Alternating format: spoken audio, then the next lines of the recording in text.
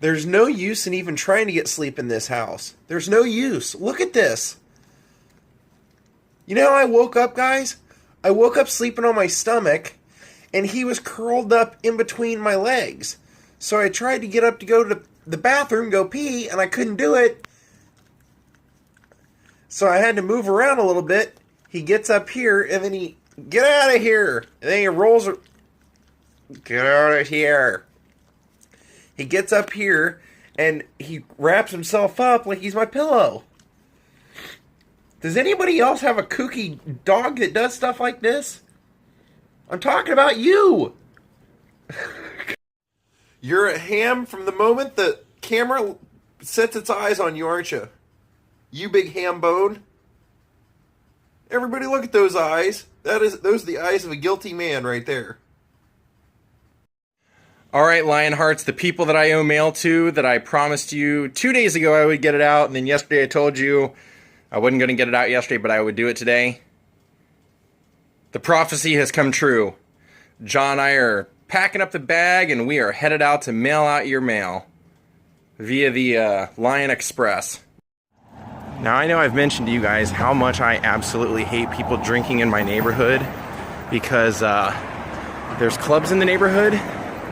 They drink in their cars and then they smash the bottles, or they throw the bottles in the street and drive over them. And then everybody that has a pet has to look out for landmines and broken glass. So last night, when I was walking to Subway after I posted the vlog to get a sandwich, there's 3 guys in a car in my neighborhood drinking with their windows down, smoking weed. And I noticed one of the guys immediately, as I'm walking by, opens up his door, puts his empty bottle right out on the sidewalk. So when I come back from Subway, they're gone. There's a smashed bottle that somebody has obviously just thrown on the sidewalk to smash. The same bottle that guy abandoned. A full one that hasn't even been opened. And then a half bottle sitting right next to their tire. Well, I absolutely snapped. And I went inside and I got a bottle opener, and I came back out and I took every one of the bottles, lined it up along the top of their car except for the full one, took the cap off and dumped it all over their windshield. Was I wrong? My personal feeling is that if they have no respect for my neighborhood and they don't live there and they're just trying to avoid paying for parking and they're gonna smash bottles all over my neighborhood, I'm gonna pay them back. Was I wrong? And then of course, as I was walking out today, John and I started this walk all over the sidewalks and all over the streets. I literally had to carry him a block because there was smashed Heineken bottles and booze bottles everywhere. And we are here. And when I start walking home, guys, and I get within a block or 2 blocks of my house, I'm gonna start filming all the broken glass and show you. It looks like the Postal Service accounted for how many people would be here. They have 2 lines open. Classic.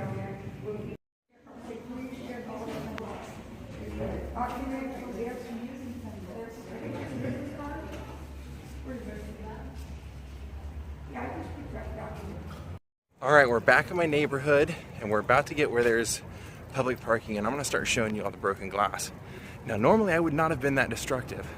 But the fact that I saw them drinking, I saw them leaving the bottles there, and then when I came back it was smashed, just set me off. All I could think about was Jaw walking through that. Ugh. There's some broken glass right there. Okay, here's the red zone they were parked in last night. Check out how nice they were. Can you guys see that? That smashed up Heineken bottle there? It keeps going. There's glass everywhere. There's glass right there. Watch as we get up here. There's some more right there. So when I came back, last night there was more broken glass in the street, and so I just swung by and talked to one of the security guards from the Scientology Center, and I was like, hey, do you guys clean up the glass? Because I noticed that some of the bottles that were laying out in the street last night are gone, and he said, yeah. They send somebody around to like clean it up because they don't want the neighborhood to look like that. So that's one of the saving graces. I mean, but that was the bottles that weren't broken. So anyway, I'm gonna hop in the car now. I have to be somewhere I can't really tell you what I'm going to be doing, but it's a 2-hour gig. It's really discreet. Not on my part, on their part. I could care less. I'll tell you guys what I'm doing. You know what? I know someday I'm going to look back at all the stupid odd jobs that I had to do to make it by while I was doing the vlog and while I was acting, and I'm going to be like, yeah, I'm cool with that. In fact, you know what I saw on Craigslist looking that you can make money doing? Is you can let them wrap your car in like some sort of advertisement, and supposedly they'll pay you like $400 a week or something. I haven't went that route yet because something tells me it's a scam, or they would only pay you by miles, and I don't drive that often, so. But it's just weird the things that you can come up with, and it would be a good story for the vlog if I did something stupid like that. But I'm gonna go ahead and drive over to Franklin Canyon Park again because it's on my way, and we're gonna go see Andy Griffith's fishing hole, the intro from the Andy Griffith Show. And you know what's crazy? Like the first 2 seasons, just about all the scenes that were done in a wooded area were done out here. Where Ernest T. Bass kidnaps Barney, thinking that he's kidnapping the bride that he wants to marry, is out there. The episode where the guy climbs up the telephone pole to like talk on the phone, and no, I'm not talking about Green Acres, that actually happened in Andy Griffith. That happened out there. And then of course the intro that everybody knows.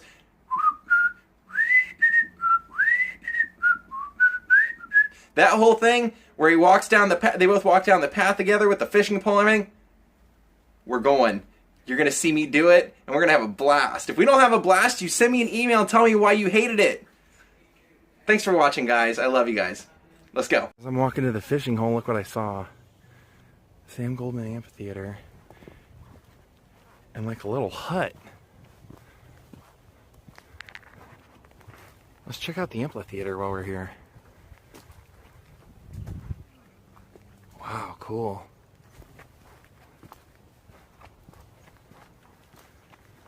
Now, I don't actually, I'll be honest with you guys, I actually don't exactly know where the fishing hole is, but I know it's out here. I know kind of what I'm looking for. Oh, there's a little amphitheater right here. I've actually been here before. I got one of my SAG vouchers by being a basketball player in an episode of New Girl, and they filmed it out here.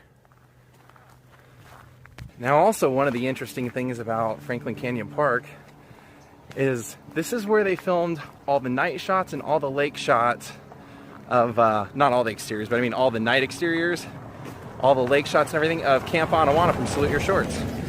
This stairway looks as good a place as any, and I actually think that I accidentally stumbled on it.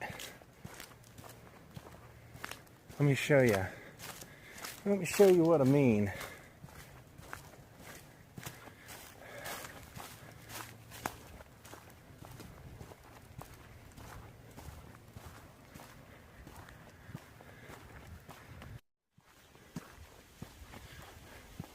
Hope you guys don't mind a hike.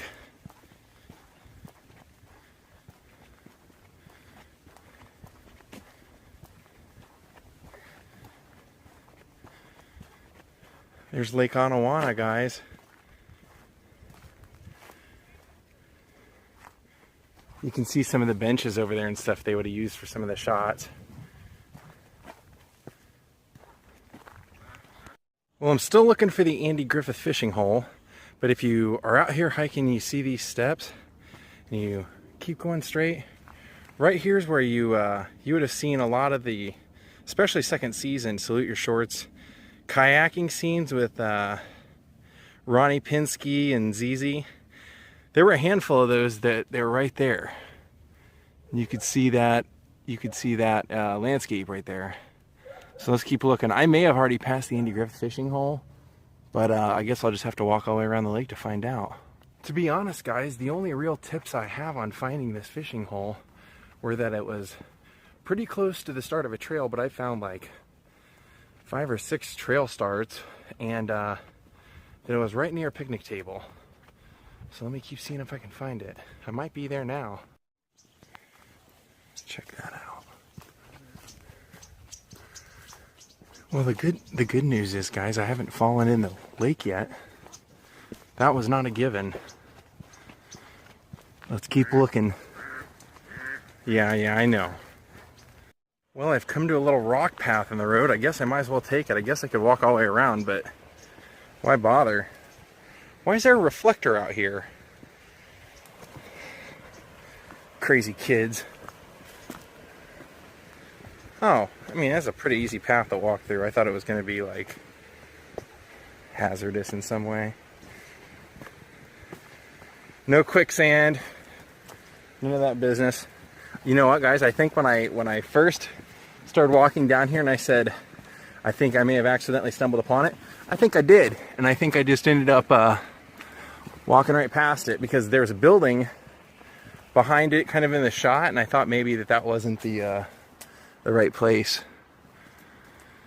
Okay, guys, I found it.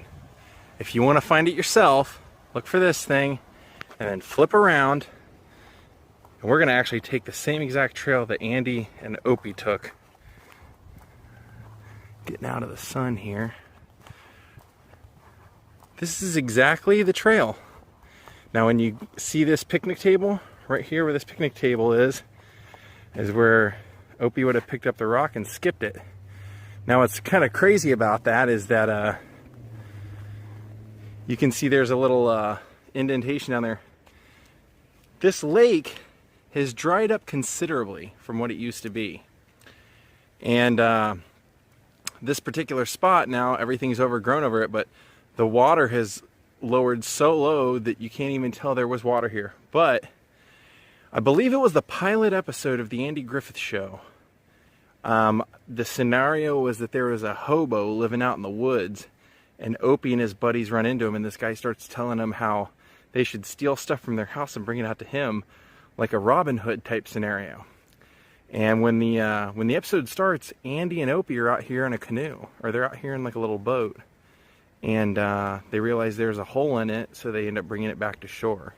So that comes into play at the end of the episode because they end up setting a trap for this guy and have Opie lead this guy out here, and the guy tries to steal the boat and gets, you know, about 20 feet out and starts sinking and has to paddle back. And right here is where they help him out of the water. So that building wasn't there at the time, but right here's the trail. And right over here is where you would have seen that stump.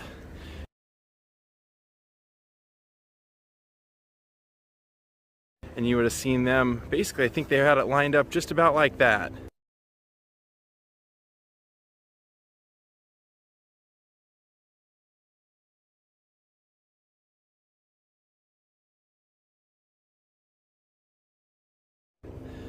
So you would have seen them come walking down through there, pick up the rock right about here where that picnic table is, and chuck it into the water. Now even though it's muddy, I love you guys, so I'm going to set up a shot where I walk that and just give you a better idea of what it was like, what it looked like.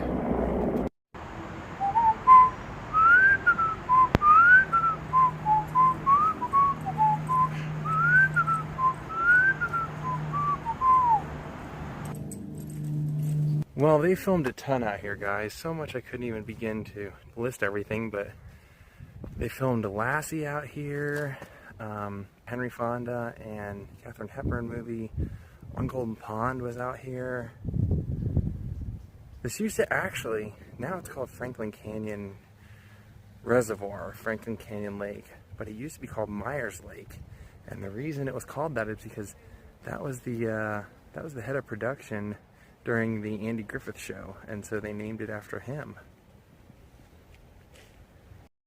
Stopped and got a little salad before work. This out, holy crap. Well guys, I know this isn't gonna ruin your day, but it's so windy out here, it's blowing my hair all over the place, and the thing I'm going to, they really need me to look pretty presentable, so this is gonna be a little bit of a problem. But it looks like since I'm in the area, I might just go get a haircut as soon as I get done.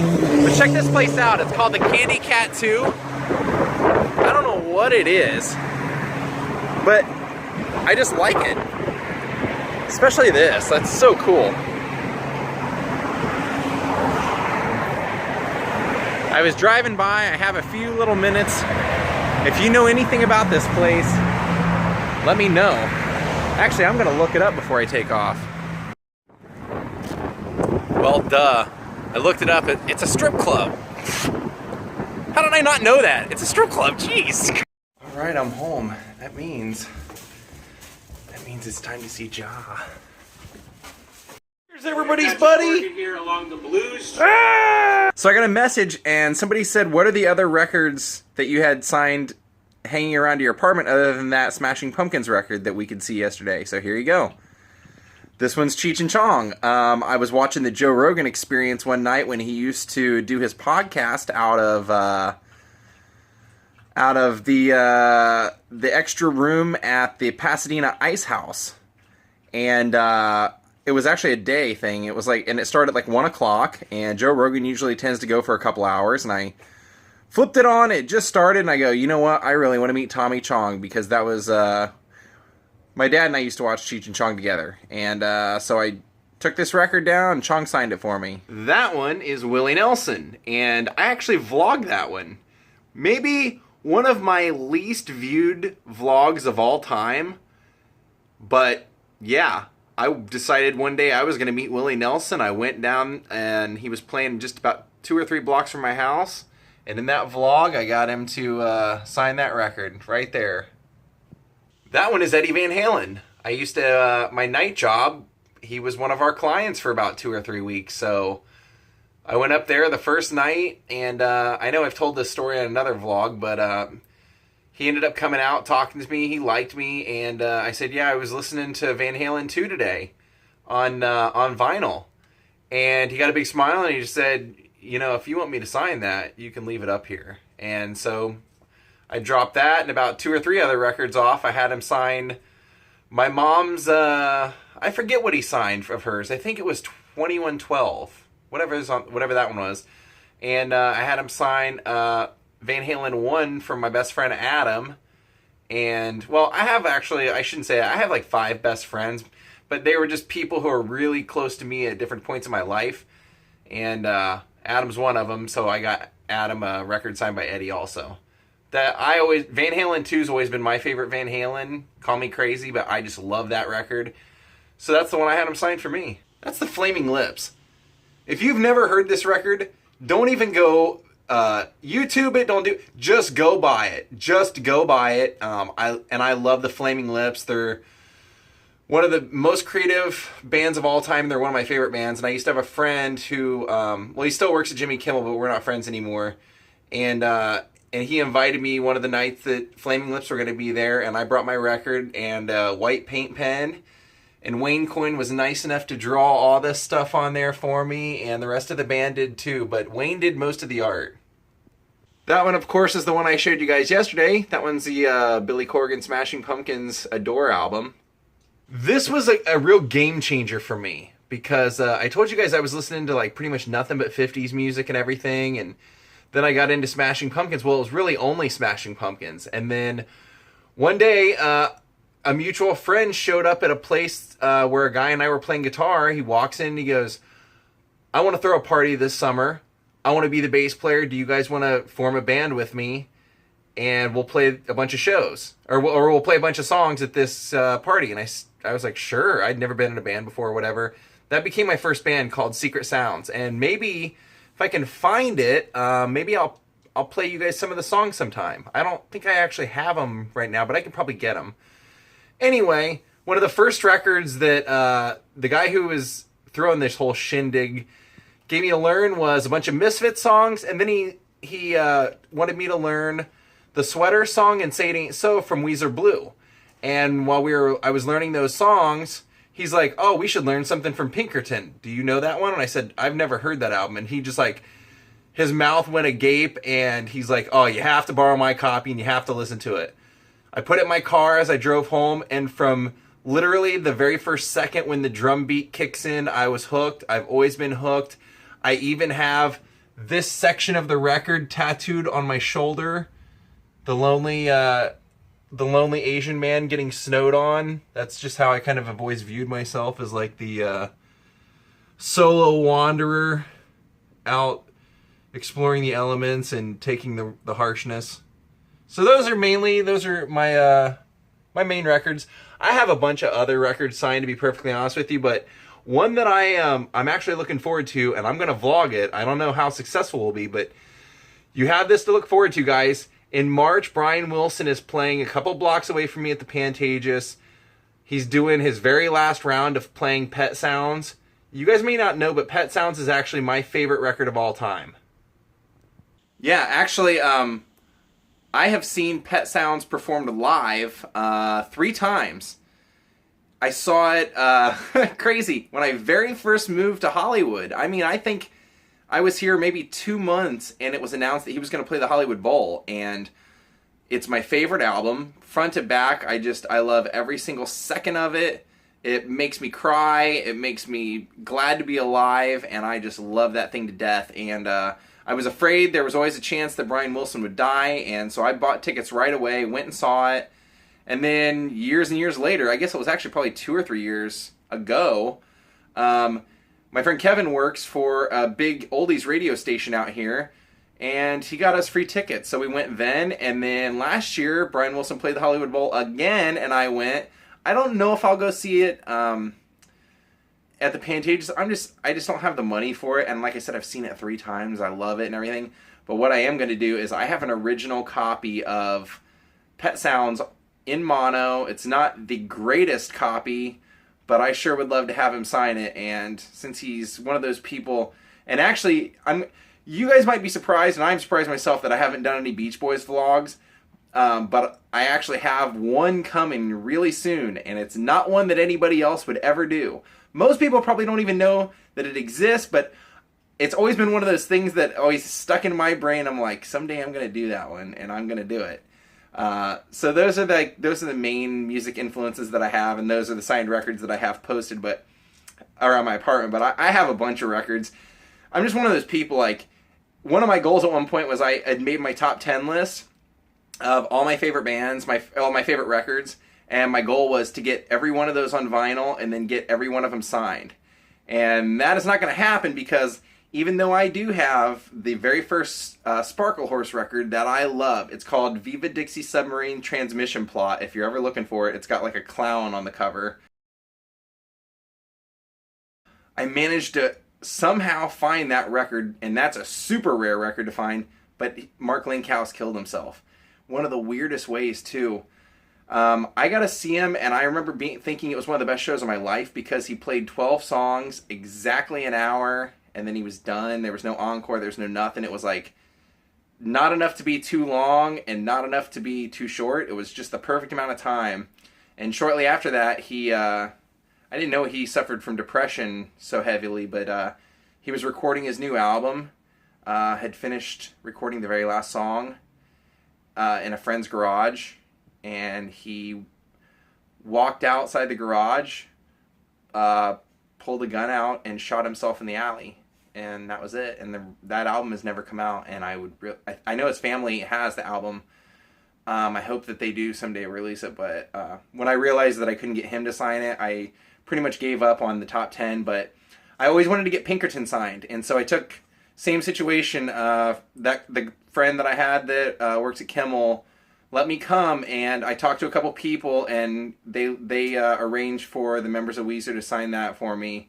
And then when Matt Sharp came for a record store day up the street, I took it, and I was like, I know you don't have the best relationship with the guys from Weezer, but this is a big record to me, and I wondered if you signed it. He's like, man, I am so proud of that record. He said, of course I'll sign that for you. So that's how I have all 4 of the current members of Weezer plus Matt Sharp on there. That's why there's 5 signatures. But I just thought I'd share that with you guys. And somebody asked, what's up with my signed records, or what's up with the records on my walls?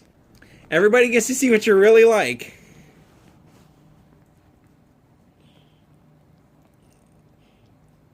Ah! See, on camera it looks like I'm hurting you, but you're actually doing all the hurting.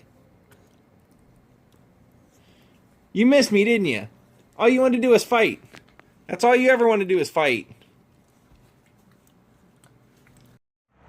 Look at all the broken glass, guys. That's a completely different place. That's all broken glass right here. Now you see why I'm mad? It's like not even 10 o'clock yet. Well, good night, guys. I hope you enjoyed our trip to the Andy Griffith Fishing Hole. That's one of those shows that, I remember always being on TBS and always hearing that whistling theme music, and Don Knotts was so awesome. I was a big Don Knotts fan. When I worked at Jerry's Deli, Don Knotts used to come in there like a lot for like the last three months of his life, and he ended up signing a DVD for me. When I was in Ohio, I randomly stumbled upon this like reluctant astronaut collection, and I took it in one day, and the lady that was like kind of like took him around and drove him around and stuff was like, oh yeah, you'd love to sign it. He loves people that like recognize him and stuff. So anyway, I hope you guys didn't think that I was being a jerk by pouring that beer on the people's windshield. I really am trying to make them feel unwelcome. Like, I've actually contacted the city council about this. What I did was I wrote the councilman an email, and I told him, I said, look, there are a lot of dog owners in our neighborhood, and it's just, there's never any parking enforcement at all. So there's people double parked in red zones and everything, and then all night long they're drinking, smashing bottles. There's trash from the Tommy's Chili Burger all over the sidewalks and everything. I'm like, please make this permit-only parking in this neighborhood so that people that live here actually can find a parking place. Because there's restaurants and there's clubs and everything around, and that's basically like their idea of valet is they have valet guys out there that take the cars and go drive them around and just, like, take up all the parking, so people that live here have nowhere to park. And then the glass that I showed you guys all night. So I'm sorry, I know I'm always preaching trying to be positive, and that's not the best positive way, and it's not the Christian way, and it's not all that, but sometimes I just feel like you have to fight fire with fire. And when I actually witnessed all that, like I said, I witnessed them partying. I witnessed the guy actually put the bottle out there, and then when I came back, their car was parked there in a red zone with them gone, because everybody that is out here knows there's no parking enforcement, and they just smashed the bottle. I mean, it's just bad humanity. It's bad humanity, and I'm trying to help get rid of bad humanity. So anyway, guys, I'm sorry that you saw that dark side, and hopefully this problem that we're having with this neighborhood will somehow get cleaned up. Somebody will take some initiative to get it stopped. But anyway, more adventures tomorrow. I hope you guys have a great night. I hope you guys enjoyed the Andy Griffith vlog, and of course I have a good one tomorrow. So from Hollywood, California, brighter days are coming tomorrow. Good night.